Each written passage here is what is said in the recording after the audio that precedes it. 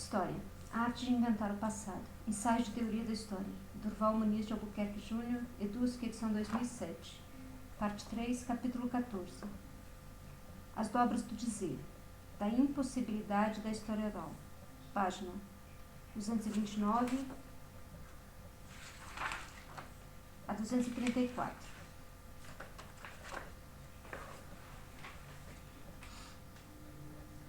Talvez seja necessário iniciar estas palavras pedindo silêncio. Silêncio que permite o som, que permite a voz fazer sentido.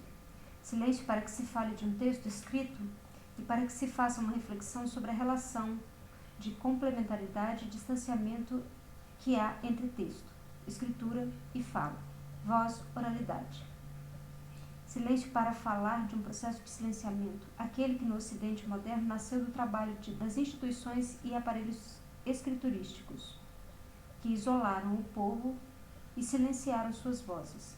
Silêncio para falar da história, uma história que se diz oral, mas que se faz por escrito. Silêncio, pois, para falar talvez de uma impossibilidade, desta impossibilidade e de fazer história oral sobre o império da sociedade escriturística. Porque seria justamente a história a disciplina destinada a fazer ressuscitar as vozes caladas, as falas obliteradas, se ela surgiu nas sociedades antigas do Ocidente a partir da emergência da prosa, da narrativa escrita? Como esperar de uma filha da prosa a recuperação da poética da oralidade? História se define como atividade escriturística e a invenção da escrita em prosa, ao lado do surgimento do Estado, foram apontados por Hegel como as condições históricas que possibilitaram a emergência na Grécia Antiga do saber histórico.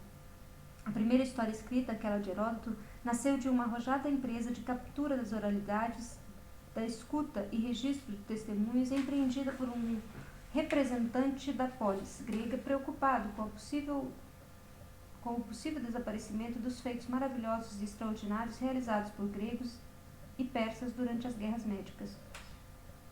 Empresa de produção de um dado saber, empresa de legitimação de um dado poder, empresa pedagógica, que visava a ordenar a transmissão da memória, produzindo um horizonte de possibilidades sob maior controle, colonizando o passado e o futuro.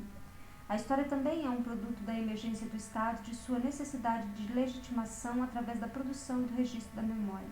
Ao Estado incomoda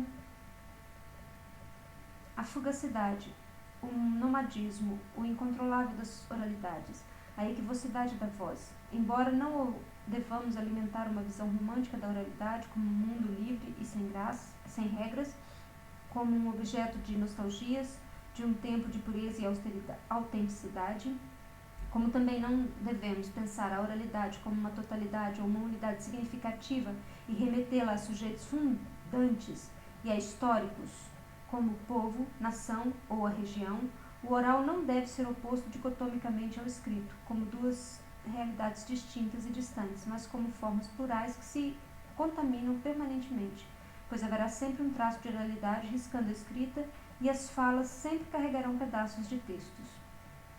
Mas é inegável que a invenção da imprensa, a possibilidade de reprodução mecânica dos textos, alterou a relação entre o oral e o escrito a partir do século XVII, nas sociedades ocidentais. Num contexto de centralização de poder, de constituição das nações, de fixação das línguas nacionais e renovação cultural e de reforma religiosa, a palavra escrita vai assumir um papel central na captura e censura das palavras perigosas, das palavras rebeladas, das palavras heréticas, das palavras imorais, das palavras estrangeiras e estranhas,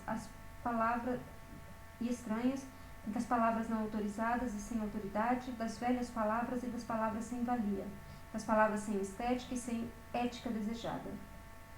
Caçam-se pessoas e palavras. O Estado absoluto quer controlar as vozes incômodas, embora não consiga evitar que continuem existindo lugares onde a palavra libertina vá se alojar, onde a palavra escape por entre dentes, onde se sibilem os sons surdos da revolta.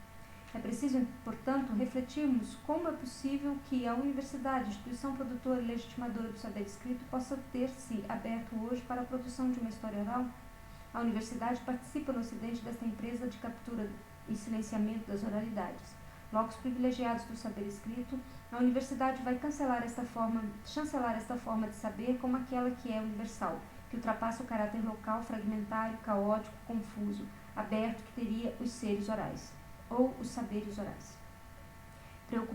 Instituição preocupada com o estabelecimento da verdade, com a metodização da produção e da transmissão do saber, a universidade vai desqualificar as obras fruto das oralidades por estas serem sujeitas à abertura constante do sentido, por serem produtos das deturpações incessantes, por não terem originalidade, por sua falta de coerência, por sua errância, por seu anonimato, pelo obscuro de suas fontes, pela repetição incessante da diferença, texto aberto, interminável, em fluxo, como controlá-lo, como estabelecer sua versão definitiva, como lhe atribuir uma autoria, como descobrir o seu original, como decifrar o seu sentido.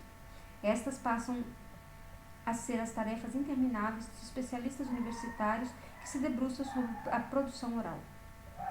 Até os anos 50 do século passado, esta produção oral e seu registro, sua classificação, análise e censura estiveram frequentes ou entregue preferencialmente aos folcloristas e etnógrafos. Estes profissionais da saudade romanticamente contrários ao progresso, que foi em nossa sociedade escriturístico, pretenderam resgatar vozes perdidas deixadas no antanho, recuperar o passado visto e dito como idílicos, como puro, ingênuos, autênticos, originais, permanente e eterno.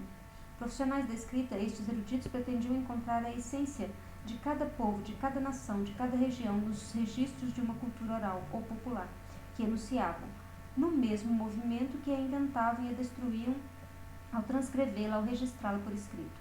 Ao tentar salvar esta cultura ou estas vozes, estes ventrílocos do povo e do popular, mais as matavam, mais as destruíam ao fazê-las circular em novas formas, traduzindo-as para novos códigos linguísticos e culturais, empresa de salvação que se tornava a empresa de sepultamento. Ao tentarem traduzir o oral para o escrito, traíram-no e o traziam para outra economia de formas e sentidos. Para o ressuscitar erudito, era preciso morrer o popular. Dos anos de 1950 em diante, emerge um novo populismo aquele que busca na cultura popular, no povo, os rastros da revolução, do descontentamento, da resistência ao poder do capital, ao poder e ao capital. O povo deixa de ser visto como tradicionalista, como costumeiro, como passadista, como o último reduto da alma nacional, do espírito regional do caráter local. Para ser visto como portador de falas dissidentes, de interpretações alternativas da cultura e da sociedade, como portador de uma inconsciente experiência libertária, contestatória, rebelde. Agora, como antes, trata-se de colocar nas mãos do profissional da escritura, do intelectual, de preferência o orgânico, de vanguarda, o universal, a tarefa de resgatar estas vozes perdidas, estes discursos dissidentes, de fazer falar novamente estas vozes vencidas, submetidas ao silêncio da dominação de classe e da censura do Estado e da ciência burguesa. Joga-se o mesmo jogo em que o agente da cultura escriturística se faz passar por amador da cultura das oralidades. Novamente estes ouvidos instrumentalizados pelos métodos da ciência se baixaram até ao povo para ouvi-lo, para escutar suas vociferações, suas queixas, suas lágrimas, suas gargalhadas, suas blasfêmias, suas heresias, suas ironias, suas orações, seus xistes, suas exclamações de ódio e prazer. Mas a torturante questão que se colocava então e ainda se coloca para os historiadores quando tentamos ouvir a voz do povo, ou as vozes do povo, as vozes do passado, é que estas nos chegam por escrito, censuradas de toda a teatralidade que os saberes orais implicam.